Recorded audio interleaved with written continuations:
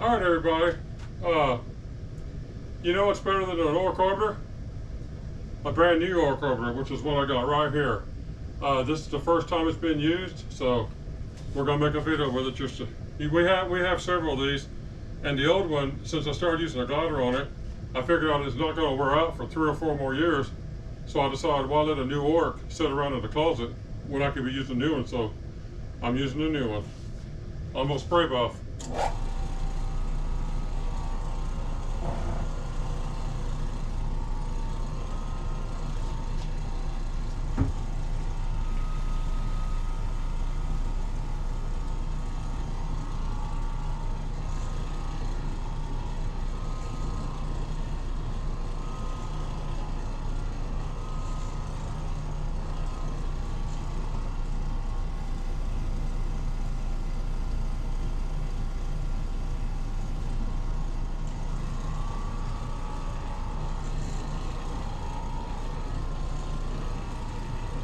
So if you can hear it, you can tell this machine is brand spanking new. It don't even have a noise to it.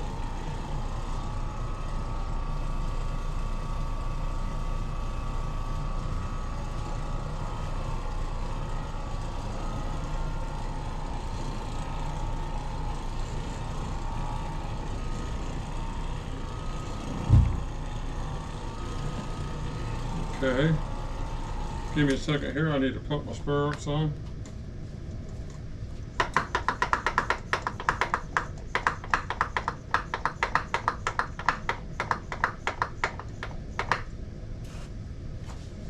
Okay, back to the work.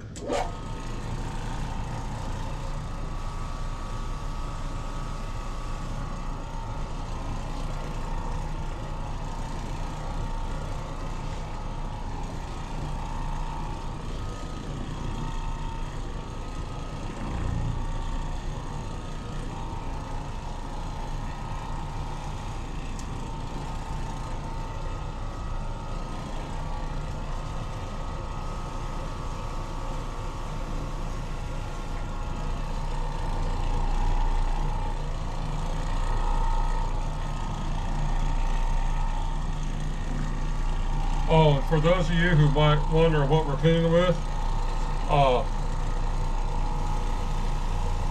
I'm using a chemical called Grime Release Pro, and it's not a bonnet cleaning chemical, but I'm using it like that because I'll do an extraction another time. You're supposed to extract this chemical after you use it. But I wanted to try it on this because it's a very high quality chemical. Grime Release Pro is a chemical made by Harvard, and they make really nice chemicals. One of the best in the industry, probably. I like them, and I like Bedco. So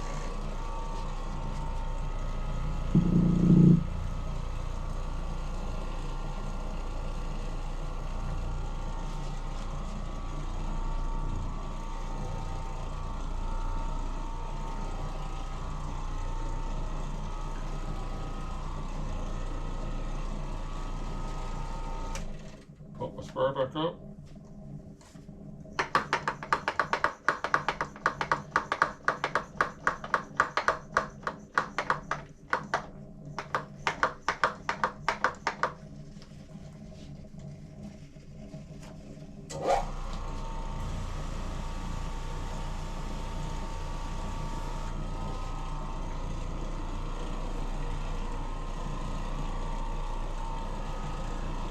There really isn't nothing like a brand new Oreck.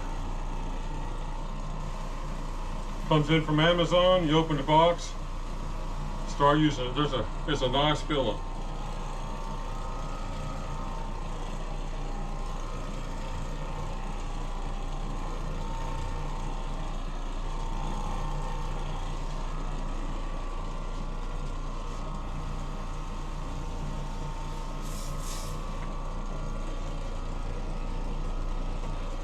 Now this Grime Release Pro product is not water, it's more kind of pasty. So if you're using this and you're using a pump sprayer like I am, you may have to pump your sprayer a little more often because it's kind of a funny chemical. It's I don't know, but it's a thicker chemical. It's not watery like your typical chemicals are.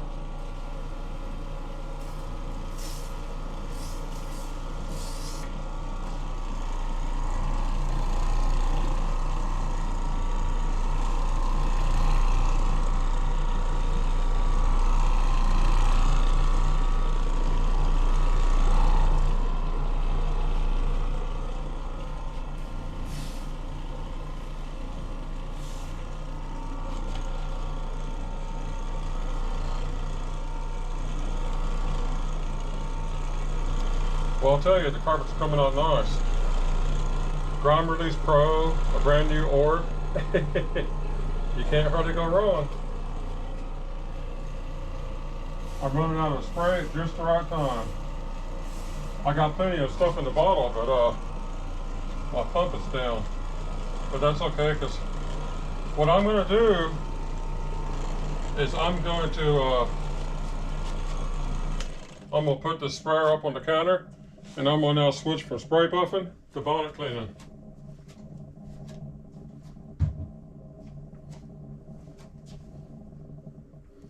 A lot of people think I don't like bonnet cleaning anymore because of spray buffing. That's not true. I love bonnet cleaning. I like spray buffing better. Using bonnet cleaning in conjunction with spray buffing is the best way to do bonnet cleaning.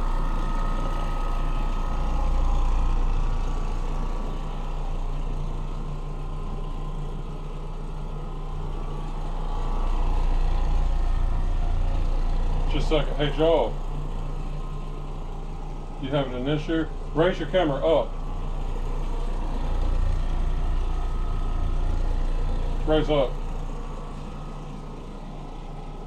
There you go.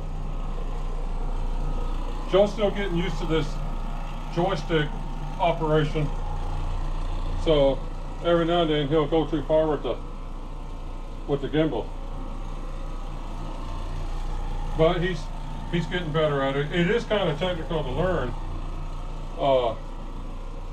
You got to do it with a very fine touch, or you'll have the camera going all over the place real fast. He'll figure it out as we make more and more videos.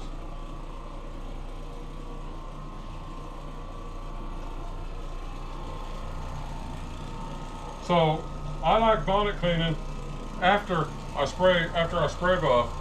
What I more or less do when I spray buff is, there's people who want to argue that you're not letting the you're not emulsifying the soil when you spray buff because you're hitting dry carpets and spraying them and hitting them immediately. So here's my thing to that. First off, you are cleaning dry carpets without emulsification. But if you're one of those people who kind of likes the idea of doing this technique, but you think the emulsifying part's being left out, well, I'll tell you what you do. You can use spray buffing or spray capping as a way to work in your bonnet cleaning formula or your end cap. And then because nothing's going to work it in better than a bonnet, and while a bonnet's working it in, it's also pulling out stains. So if you work in your formula, whatever you're doing, while spray buffing or spray capping, when you get done, your end cap or your bonnet cleaning formula will be thoroughly blended into the carpet fibers, and then you can bonnet clean like I am right now. See, I just did a bonnet clean, and trust me, the carpets are wet. Let me see here.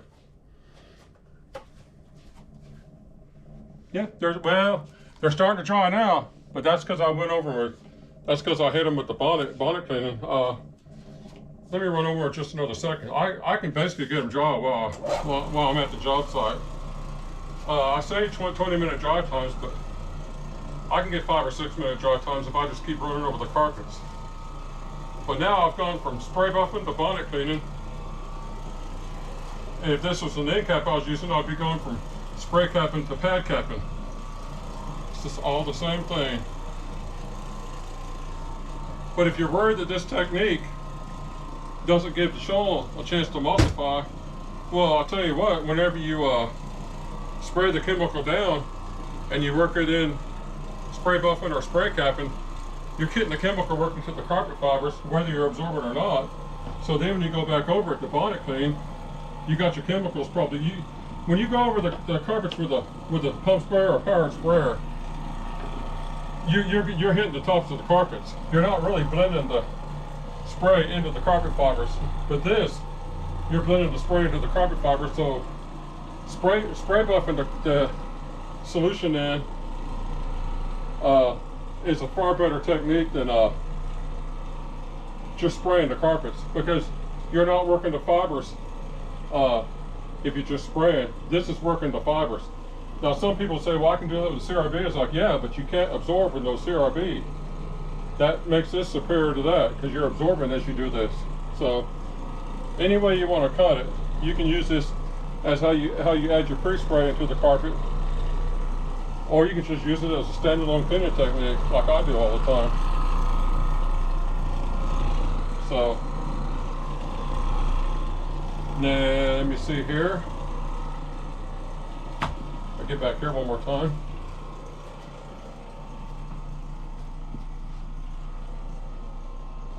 You see, when you do the spray buffing routine, the carpets aren't dry quick enough that you can't bond it clean them behind it. So it's not like you're not putting enough water down, because you're getting enough water to get the carpet fibers wet.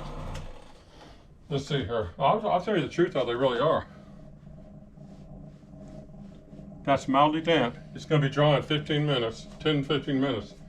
But anyway, it's been spray buffed and it's been bonnet cleaned. How you go wrong with that? That's two good techniques all in one. So I guess you have anything to add? Someone wanted to ask if we still have that rigid WD-1450 vacuum. Oh, I want to show them we do. Yes, we do, and we love it. And it's a powerhouse vacuum. We keep it next to our game camera. I'll tell you what we're going to do with that. I'm getting ready to buy a really quality water claw, and when these apartments have heavy urine treatments, I'm going to get some OS1 or OSR urine treatment, and I'm going to do a what do you call it? An extraction, but a controlled extraction, where you pour a bucket of water into an area, you let it set for a while, and you pull it out, but you have control of how much water goes in, and you get it back out with a water cloth. So that's why we keep that vacuum. I don't really like it for a vacuum in itself, although it does a good job, but I like it for the idea of doing water, because we've done lots and lots of water extraction and urine extraction in the past with that. We just never used a water claw before, but we will now. So anyway, Joe, you got anything else to add? Nope. Hasta la vista. I hope you guys enjoyed it. If you have any questions, ask in the comments.